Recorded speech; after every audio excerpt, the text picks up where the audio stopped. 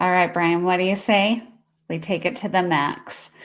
Let's Thank do you it. again for joining me. I know it's the take it to the max. Let's do this.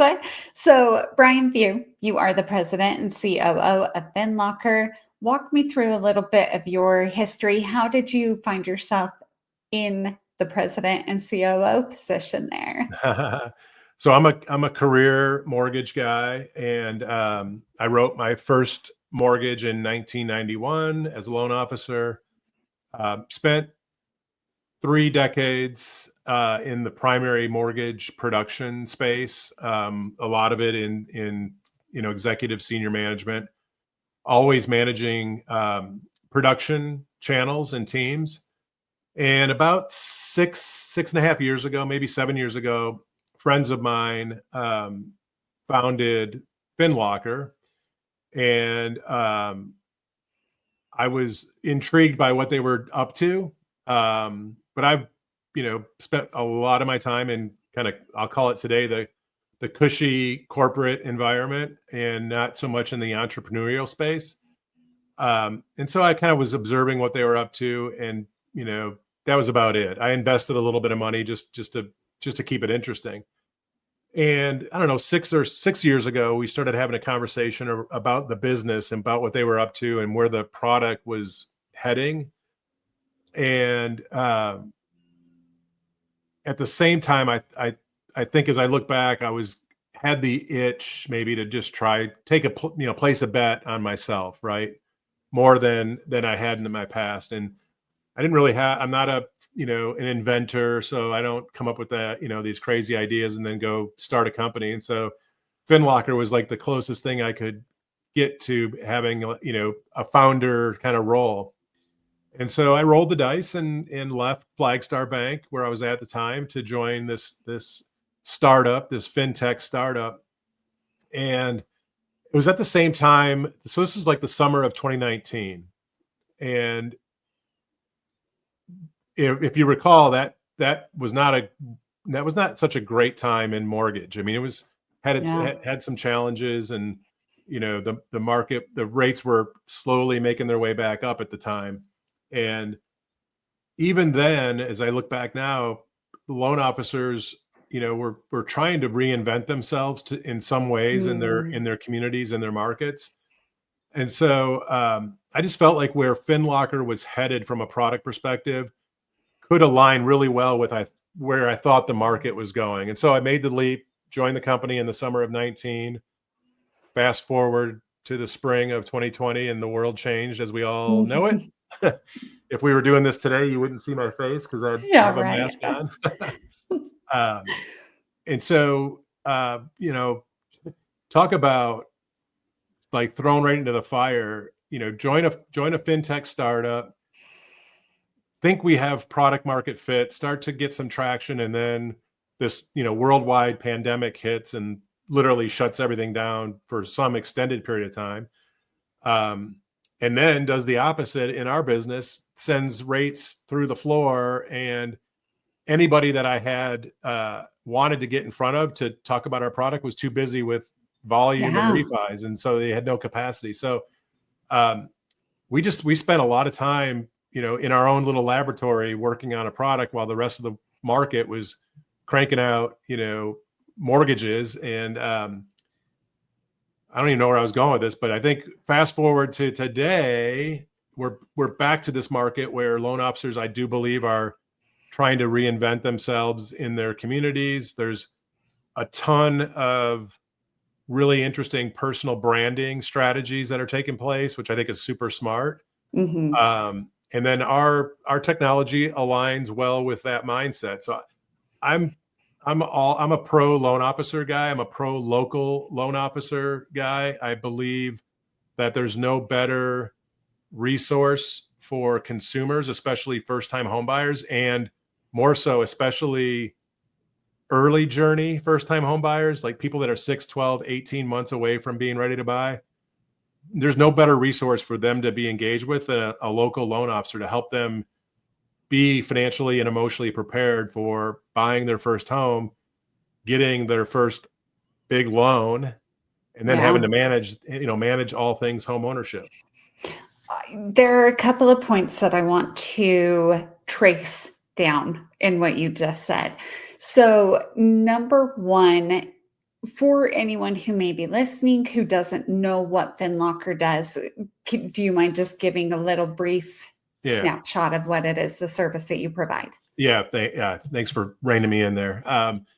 So we're a B2B2C software company.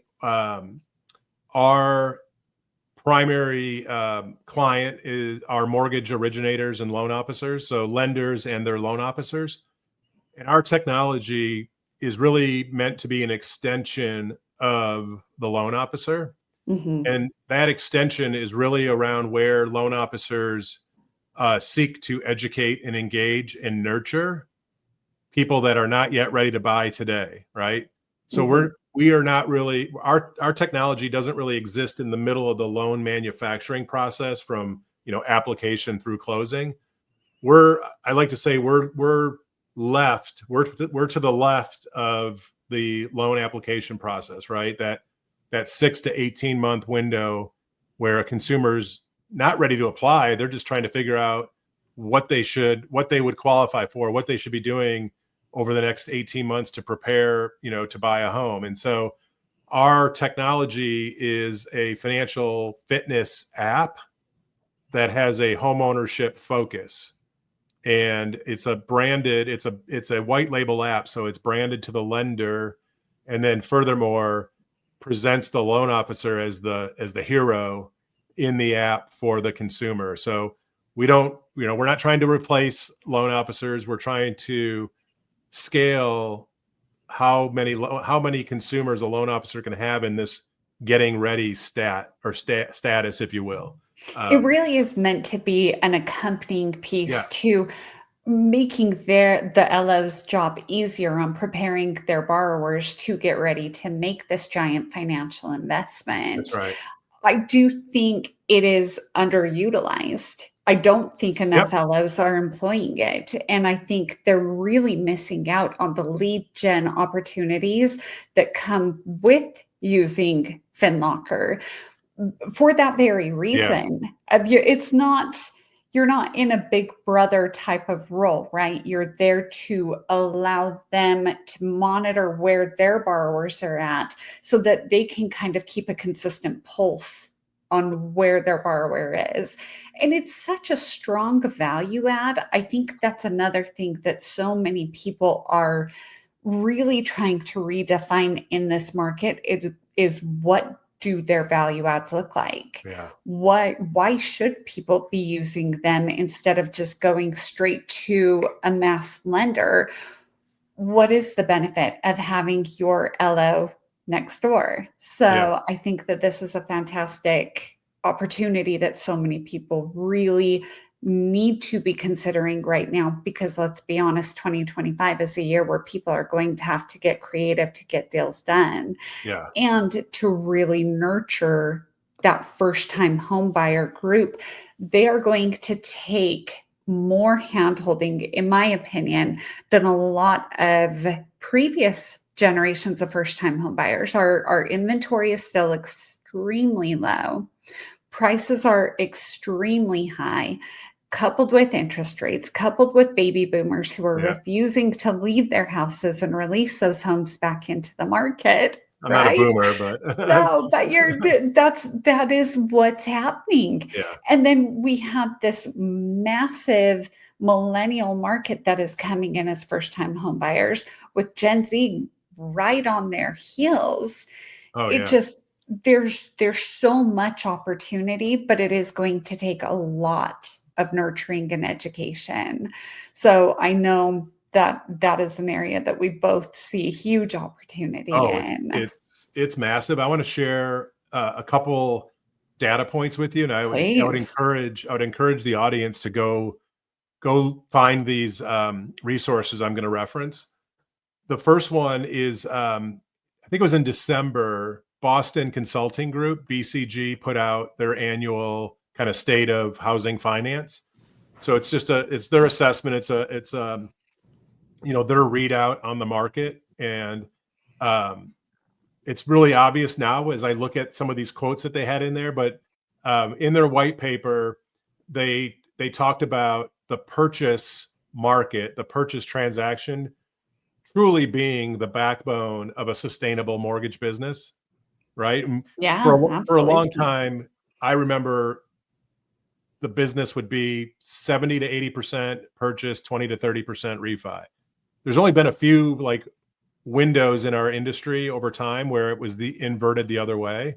Mhm. One was, the 2008 crisis, and the Feds had to buy up a bunch of MBS, and that took mortgage rates down. And the other was a global pandemic that resulted in the same thing. Beyond that, the normal, 70, 30, 85, whatever, the purchase mix being mostly more purchase than refi is a normal market. And so what BCG said, which I thought was awesome, they said purchase originations are demographically driven, less rate dependent, and less volatile than refinance volumes, right? And so if you're building a business, I mean, everyone would agree, yeah, we love refis, but I would love to build a business that's, confidently repeatable, like year over year. And so that's what you get in a purchase business.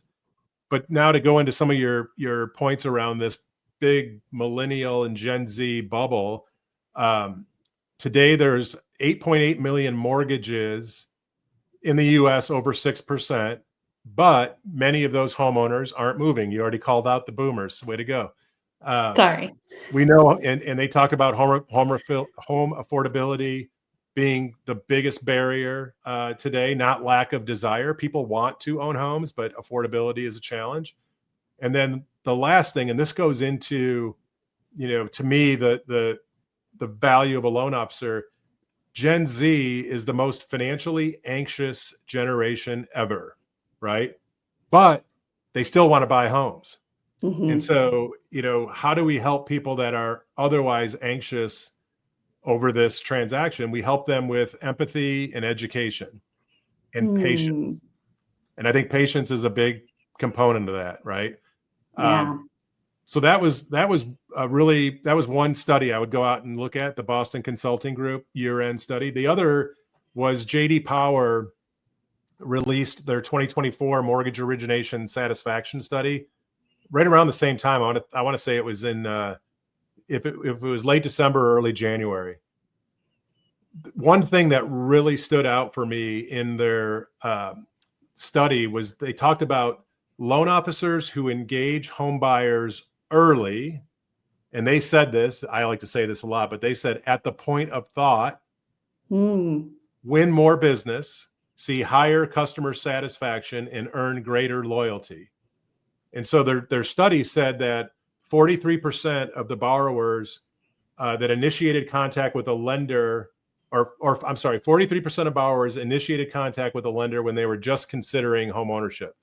So, 43%, so 4 out of 10, at the first time someone thinks about buying a home, they were seeking to engage with a lender or a loan officer. And then of the originators who built this early bond with this consumer, those consumers were 20% less likely to contact another lender in the process, and 54% less likely to submit multiple loan applications. Wow. Uh, and then the last stat that this was really interesting. The last stat that JD Powers, and this is all data coming from their study, right? That same cohort of consumer, their likelihood of recommending that lender, that loan officer, jumped to 69%, which was greater. It was better by 5% from the year prior. And so it just screams that not only is getting involved in a consumer's life, financial life early in their process, smart and good business and the right thing to do, but it's how you build a sustainable, client base. And if you do well by that first time home buyer who you may have nurtured for 6, 12, 18 months, who do you think they're going to refer their friends, their families, their cousins, their siblings to when it's time for them to start, the home buying process? Right. No, I think you're so right. And I do think LOs by nature are they're they're not in the sexiest part of the transaction, right? Right. We all know that that's on the real estate side of things. But In the long-term relationship side of things, there is definitely more opportunity in my eyes for that real estate, or I'm sorry, for the LO to Yeah. maintain a longer relationship and have multiple opportunities to help and service that same client. And like you said, I feel like, and again, I'm biased. I am a realtor, so I can say this. We're all realtors, right? I made this joke with someone the other day that reached out to me on Instagram. And I was like, "Oh, you're in Utah? Let me guess, you're an agent." He was like, "Yeah, how did you know?" I was like, "Well, guess who else is?" Right. Right? Because that's just kind of the way that it goes. But not everyone is an MLO. Right.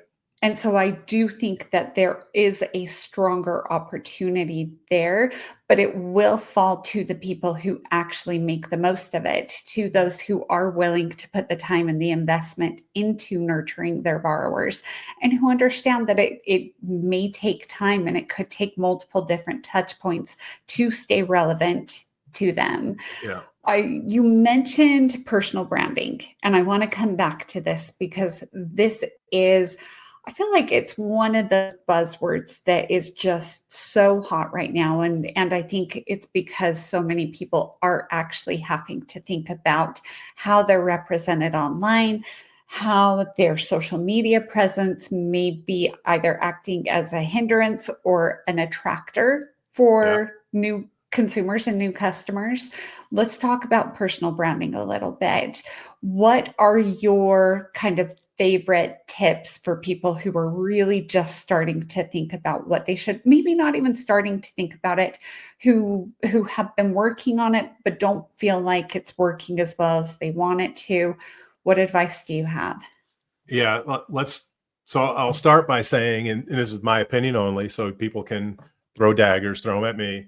I think there's probably only two or three mortgage company brands, and honestly, there's probably really one or two, frankly, that the company brand means more than the actual individual loan officer.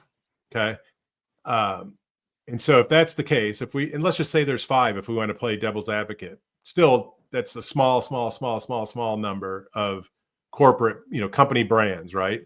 And we Mhm. know that our business is fragmented, right? There's thousands of mortgage companies, and so consumers, there's nobody that has more than 10% market share as a lender in our business, right? So Yeah. if we set aside those biggest of the big brands that seemingly can do without a loan officer, even though they can't because of all the regulatory requirements that you educate on all the time.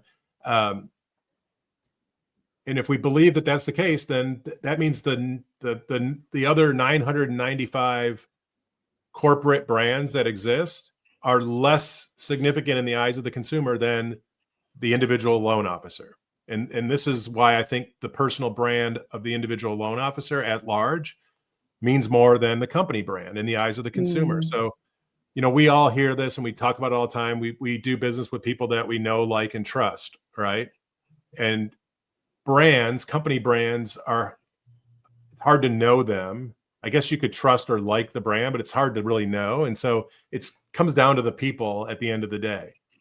And so as it relates to personal branding, for me, it's all about showing up and Mm. being visible in your community. And that doesn't mean you have to do what we're doing. It doesn't mean you have to be on social media. If your business model is hyper local, and showing up means being in the community center, conducting first time home buyer webinars, being in the library doing other education, whatever that looks like. Showing up is that's part of the personal brand of that individual. um, I happen to think, though, that that's a pretty closed Right. minded way of thinking about building your personal brand, and it's never been easier for us to build our brand by just hitting the red button and talking into this thing, right?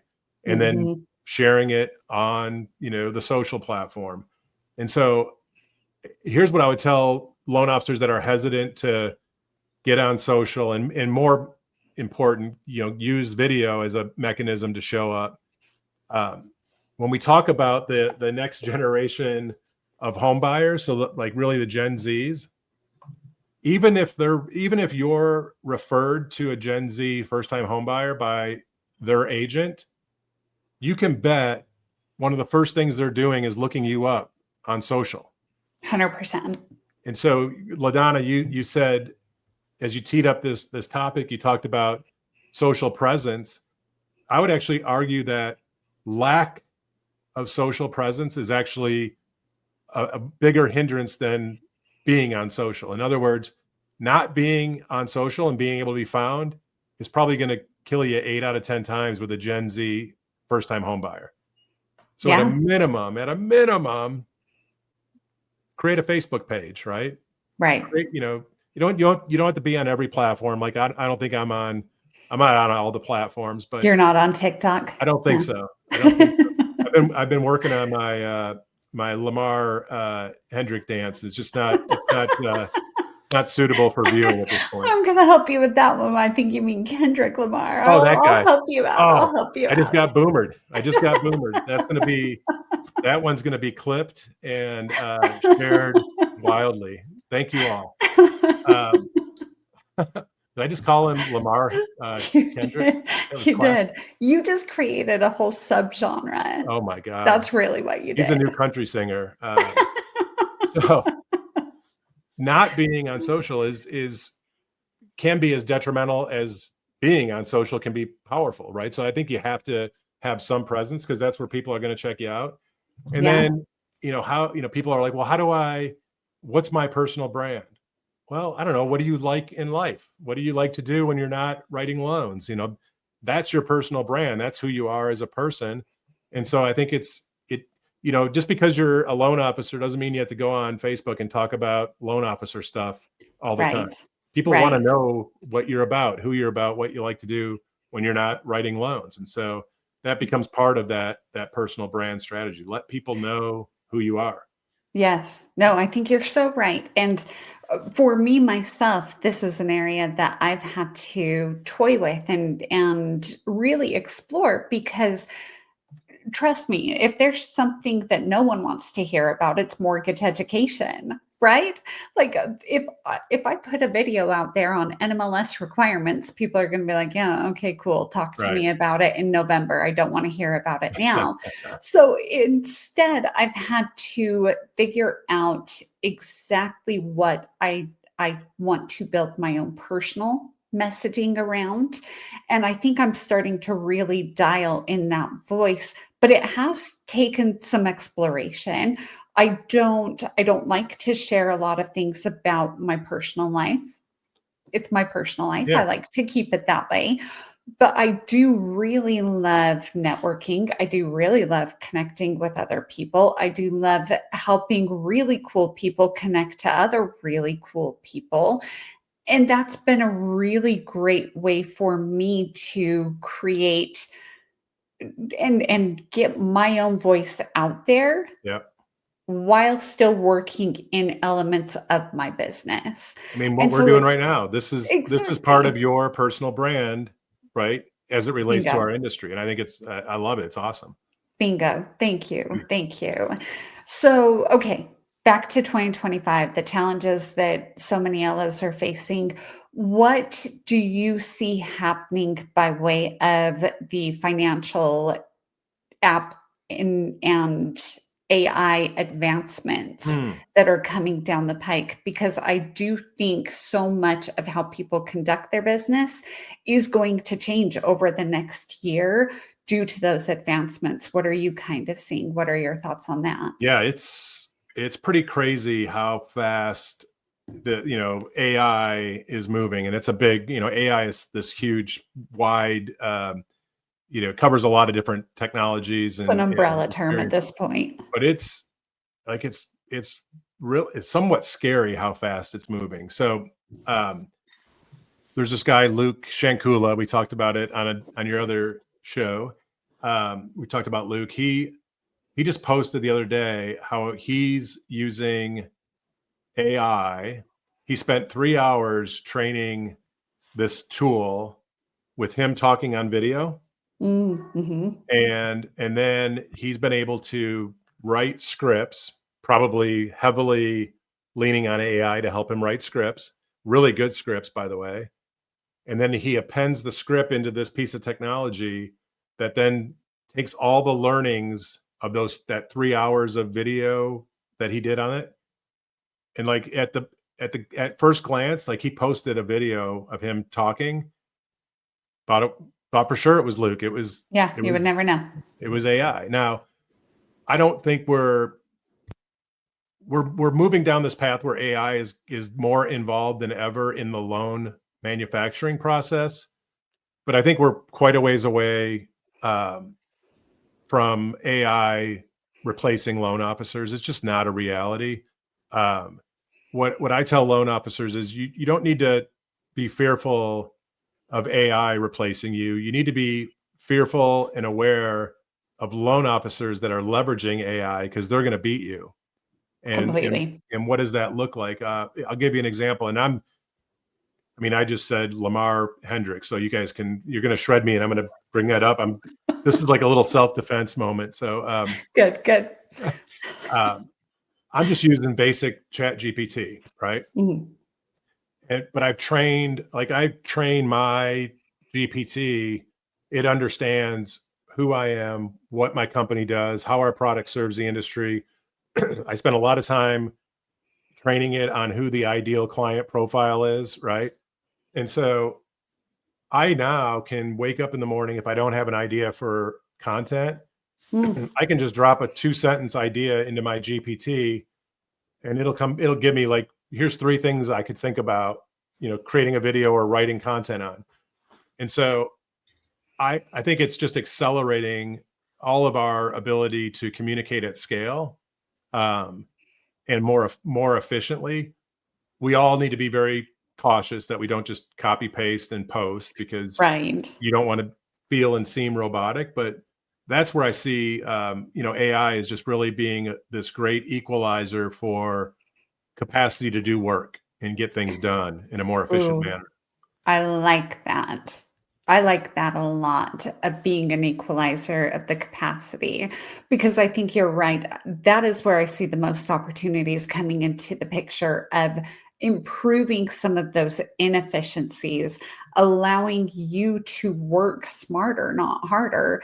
Why not? I mean, I've done the same thing. I've trained my chat to know my voice, my cadence, the type of questions that I like to ask in conducting interviews. And now I don't lean on it all the time, Yeah. but you better believe that if I need it, I have it right here to where if I need to fall back on something, it's really easy for me to say, okay, I want to take that question, but I want to make it more my own and I want to relate it right Right. to this. And it has sped my process up significantly. And I am all for getting our time back. I Yeah. really am. Our time is so precious that we need to be actually just taking advantage of the tools that give us more of it. So I'm with you. I think that is without a doubt the biggest opportunity that comes from all of it. What Okay, well, you know what? Actually, I want to divert just a little bit because I have kind of a funny story for you. So, we talked about your book and I always like to bring it up again just because I think it is so important for people to pick up. So, rethink everything you know about being a next generation loan officer. Co-written with Kyle Draper and then 30 was it 37 other Yeah. authors in there? Yeah. So I finally got my own version of it. All right. And I'm not kidding when I say to you, I devoured the first half of it. It was such a quick and easy and consumable read. And I was so excited because I figured I'd be able to finish it on this last trip that I was on. Well, I left it in my TSA bin. Oh no. Oh And so I no. get out and I'm boarding and I'm like, I don't have my book. But hopefully someone else, maybe it's a happy accident, someone else gets to pick it up and learn from it. So my new book is coming today. It will be delivered All today, and I right. cannot wait to finish it. But I sincerely mean it when I say there's so much great information in there that will help you be a better LO. It will help you be a better salesperson. It will help you approach your deals differently. It will help you look at the way you approach your online presence. There's just so much high quality information in there that to spend the $15 or whatever it is on Amazon, go spend that money. Go spend it right now. It is such a worthwhile investment. Oh, So thank you thank you so for much. putting your time into that. It is time well spent for sure. It has been one of the most rewarding, things that I've done in my career is being part of that, and the quality of the output, we blown away, right? And you've already figured this out. I didn't write anything in the book. I think I wrote an introduction. That was it. My contribution was being smart enough to know to get out of the way and let the experts share their expertise. And that's really why this thing works so well. It's become this community of itself. And I don't, it's not a paint by numbers. Like, it's not telling you do these 10 things, but I think in every chapter, there's like questions that you might ask yourself that will force you to think about something differently. And that's the whole idea, is rethink. Let's not just fall on the old ways of doing things and expect different results. That's the definition of insanity. And so I'm excited to still today. It's been a year since we published, and people are still buying it and still getting value. So I thank you so much for that. Of course, of course. I do really appreciate too your action items in there and all of the QR codes where you make it so easy to connect with the co-authors of the book. And I think that in and of itself can be a great resource for people who are maybe needing some inspiration right Right now. on. So why not? Why not use it? Why not leverage it? Well, my friend, we are within minutes of when I know and promise to have you out of here. Thank you again for doing this with me. It's always such a pleasure to sit down and chat with you. I look forward to the next one because I'm Oh, sure it it'll won't be be long. just as good, right? Thanks, Exactly. LaDonna. I appreciate you. Thank you, Brian. I appreciate you. One more quick thing, just because I want to make sure that if people need to find you, they know where to find you. Where's the best place to find you, connect with you? LinkedIn. That's Love it. where I live. You do a great job at it. It's a Thank you. master Thank you. class in and of itself. So thank you again. Thanks for being here.